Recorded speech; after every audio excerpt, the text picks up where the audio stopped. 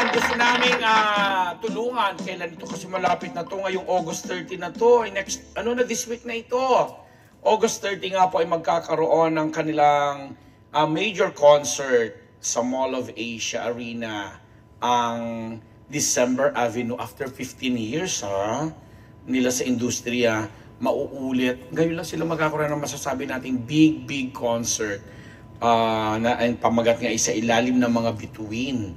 December Avenue, na madalas ko silang dinadala sa Bicol bago mag-pandemic. Siguro mga nakadalawang show ako dyan sa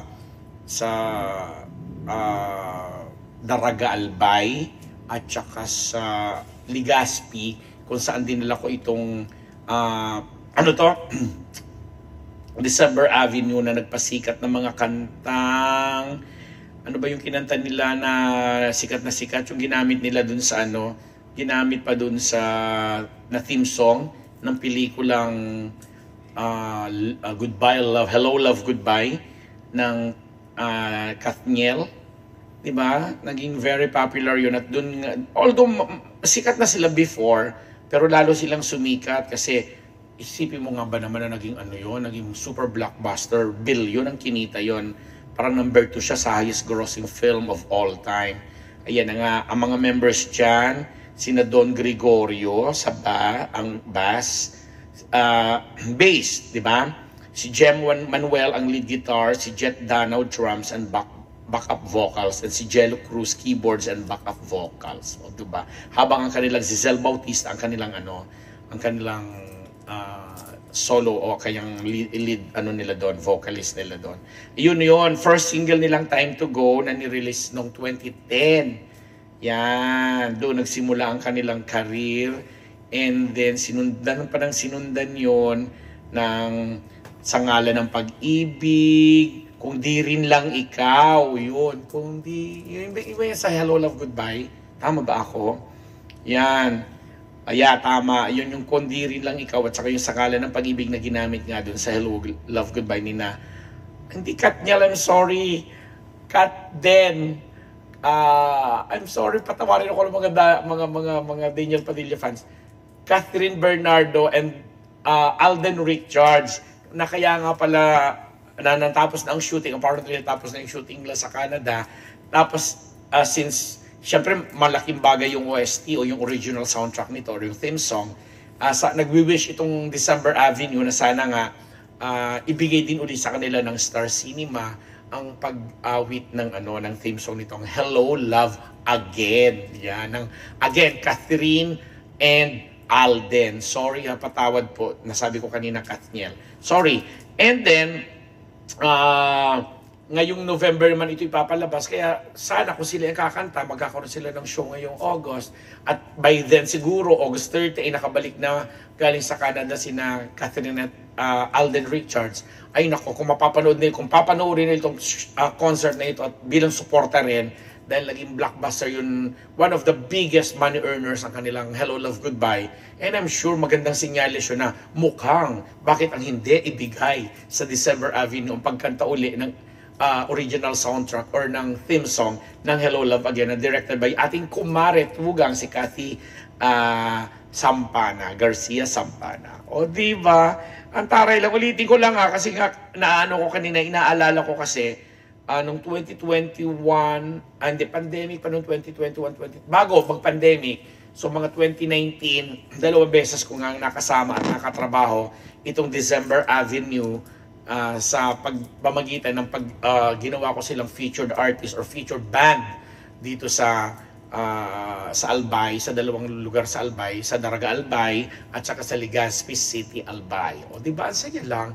At ako mismo personally, kahit hindi ako mahilig masyado sa mga band maliban sa nung panahon ko na Eraserheads. Panahon ko daw ang Eraserheads, so nakakaloka. Ano tawag dito? Nagustuhan ko rin yung mga yung playlist nila, yung repertoire nila, at yung higit sa lahat kung paano silang nakakasama at nakakatrabaho sa mga produksyon. Kaya nga, hindi ko man matanda ng mga pangalan nila, pero ito na nga, si Zel Bautista na kanilang vocalist, songwriter at lead vocalist nila, napaka-kikoy talaga. Kengkoy nitong kausap, mahilig magpatawa kahit hindi nakakatawa. And yung mga kasamahan din niya, kasama na dyan si Don Gregorio, si Jem Manuel, si Jet Danao, at saka sina Jello Cruz, and yun na. So ngayong ano po yan, August 30, sana maano ko agad itong podcast na ito, yung episode na ito, dahil gusto ko rin makatulong kahit papano sa gagawing concert ng December Avenue. At doon nga nila i-release yung kanilang panibagong album na pinamagatan, ano ba yun? Basta alam ko may i-release sila on that same evening eh. Magkakaroon na ng worldwide release. O diba? Saan na ba to? Langit Bumbughaw. Yes. Ayun. Wala. Hindi basta. Ang alam ko po merong i-release silang album on August 30 sa mismong araw ng concert nila sa Mall of Asia Arena ngayong August 30. Yun, ayun. Bohol. Yan, okay. Yun lang, ang saya-saya lang, December Avenue. Hindi ko magagamit ang inyong music kasi baka mamaya maano ako dito. Ano man tawag doon? Oo, maka-copyright tayo dito. Oh. Pero additional balita lang, ayon dito sa binabasa ko, in February next year, in February 2025, ang December Avenue po will also embark on another US and Canada tour. Yan. Magpiperform din sila sa Middle East and in other parts of Asia.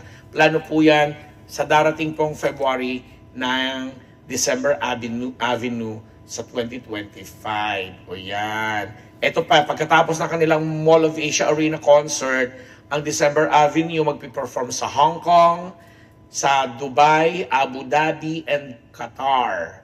Yun. Ang taray. Pagkatapos sa August, mga September yan. And September to October yan. Ang dami ha.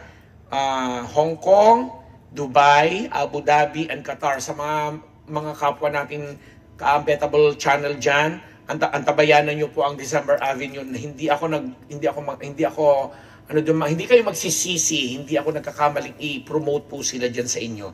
And ngayong November naman, ang balita dyan ay magkakaroon din sila ng show sa London. So yung mga taga-London dyan, at mga karatig lugar, ayan, panuorin nyo po yan, subukan nyo pong puntahan at pakinggan ang mga music ng December Avenue.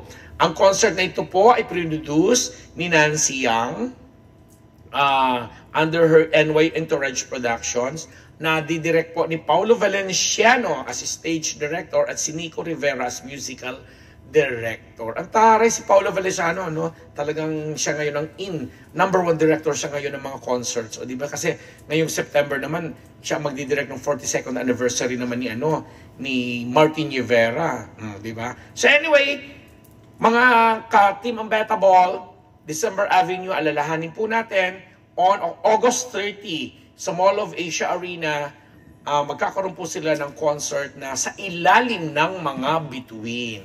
At tabayanan yan, at yung mga shows po nilang gagawin pa after ng MOA concert nila, dadayo nga sila sa mga binasa ko na kanila, Hong Kong, Dubai, Abu Dhabi, etc., pati na sa London. And then next year, February, magkakaroon po sila ng kanilang mga series of concerts sa USA at saka sa ibang parte ng Canada.